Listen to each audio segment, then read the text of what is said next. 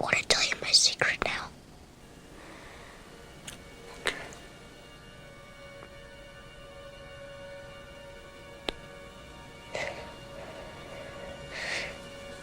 I see dead people. Ooh, never gets old. Celebrating its 25th anniversary this year, folks, we have the next film in line for this Halloween special from Hollywood and Buena Vista Pictures, The Sixth Sense. Released in 1999, written and directed by the one, the only, M. Night Shyamalan. Remember that, folks. Remember. To this day, M. Night's best film, which is still so sad, starring Bruce Willis as Dr. Malcolm Crowe, a child psychologist who treats young outcast Cole, played by the amazing Haley Joel Osment, who has a gripping and terrifying secret, as you all perfectly know. My friends, I can't tell you how amazingly this film holds up. I remember first seeing this film in theaters with my mom.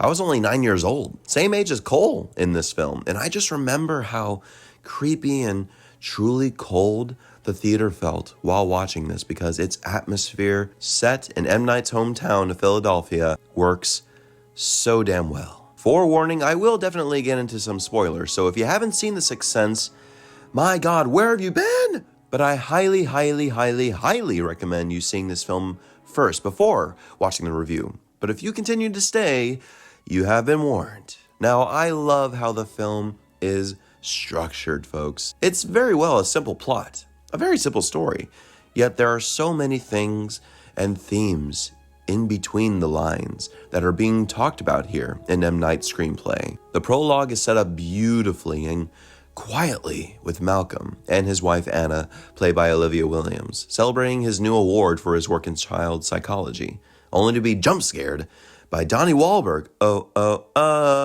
as Vincent Gray, a patient of Malcolm's who feels Malcolm has failed him. This scene is so tense, and Donnie certainly takes it to 11 as a tortured soul. The gunshot from Vincent is so shocking as we fade out. But then it's the next fall, so we can say it's been a couple of months, and Malcolm lived. We see he's treating Cole, how Cole is so ostracized. It's so cruel. But he has a giving mom, played absolutely brilliantly and astonishingly by, still, the vastly underrated Toni Collette, in an Academy Award nominated performance as well. Toni plays Cole's mom, Lynn, with such a breadth of realism and pathos. Like watching Toni on screen is just like seeing a blue-collar, hard-working single mom in the flesh. All the while, Malcolm will do everything he can to help Cole. His marriage is clearly fading and dying, if it hasn't died already. See what I did there? With the subplot of Malcolm's wife, Anna, potentially going to see another man, which drives Malcolm to save his marriage and stop treating Cole. But Cole advises and pleads for Malcolm to keep helping him. And that scene is performed to such restrained perfection by both Bruce and Haley. Let's talk a bit more about their chemistry. Okay, Bruce and Haley are just brilliant together. They connect on all levels in this film, in every scene. But I think of all scenes with Bruce and Haley, my favorite is when Bruce is at Cole's house waiting for him. If you know, you know. And they play the mind-reading game, and Cole takes a step closer if Malcolm gets every thought Cole is thinking correctly. It obviously involves more attention to read each other and how they both respond to each other. Basically like an acting exercise. And I tell you, that's what this film does feel like majority of the time. A great big masterclass in acting, as well as writing and directing from everyone all around. And once again, this is an M. Night Shyamalan movie. My God. It's incredible how Disney immediately bought this script from Shyamalan for $3 million under the stipulation that M. Night directed as well. He already had the balls like Sylvester Stallone when he did Rocky, stating that it's his baby and he wants to bring it to life himself. M. Night said he was inspired by an Are You Afraid of the Dark episode entitled The Tale of the Dream Girl. And that makes a whole lot of Sixth Sense. God, I can't stop myself. Anyway, I think it's important to point out that the Disney Studios president, David Vogel, saw the vast potential in this film more than even Michael Eisner, which is why David bought it immediately without telling Eisner, his superior. David was basically forced out of Disney when Bruce was cast because the budget grew even more to a total of $40 million. Bruce owed Disney 2 movies for shutting down the Broadway brawler, which was never finished, which is why it made more sense for him to star as Malcolm. And also, M. Night apparently wrote the role of Malcolm with Bruce in mind. The point being, this is probably one of the last great examples of film producers taking a chance on a film, going full throttle with it. Side note, when the film became a huge success, none of the Disney higher-ups called David to thank or congratulate him for making a phenomenal buying decision. But back to the classic. God, there are just so many beautiful scenes in this film that really expand it than just being a spooky story. M. Night directs this with the right touch of creaky, haunting atmosphere that you feel the pain that Haley is going through as Cole. But we certainly get payoffs with the spookiness, with Cole being locked inside the little closet door at the birthday party. Oh my God, that scene's intense. And then, of course, the tent scene with the Dutch angle, meaning something wicked this way comes. No, not that wicked. And the cold breath inside leading to...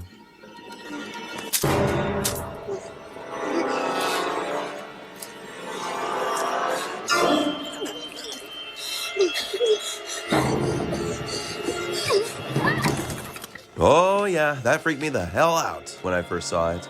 And it still works. And oh yes, the famous scene of Cole telling his secret to Malcolm. Oh man, we as the audience are like there, invested. Just the idea that poor Cole has to live with this curse of seeing dead people. It's tragic, and yet there's a light side because he can potentially help them with what they need.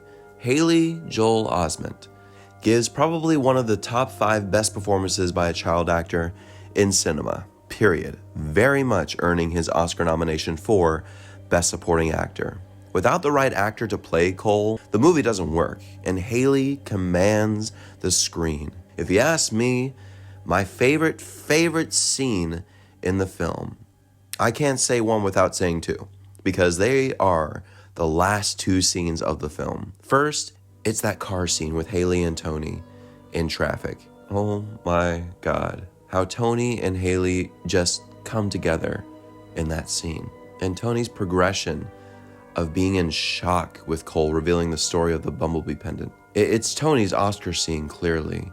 And by the end of this scene, I was an ocean of tears. Oh God, how I love and appreciate it when M. Night just doesn't have to do anything else, camera-wise, and just keep it on his actors. If they ended it there, oh, brilliant job done. Oh no. We have that last conclusion with Malcolm and his wife Anna. And yes, the famous twist ending. The twist of all twist endings, frankly.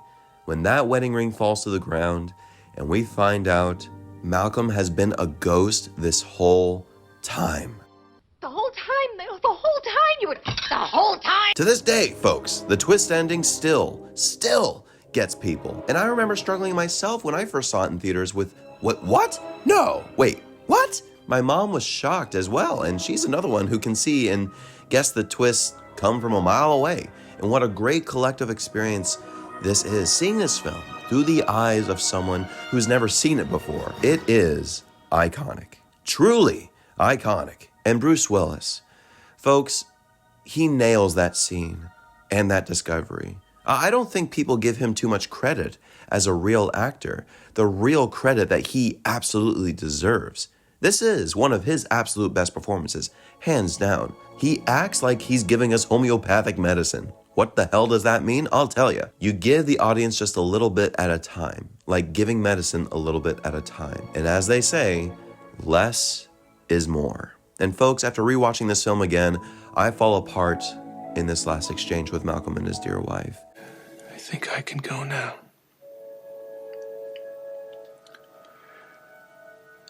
Just needed to do a couple things.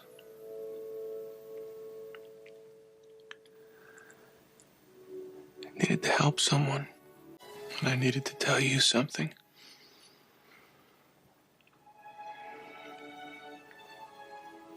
You were never second. Ever. I love you. It comes to such a final resolution that leaves us, the audience, filled with comfort and healing that makes this film more of a heartwarming story rather than a spooky one, to be honest.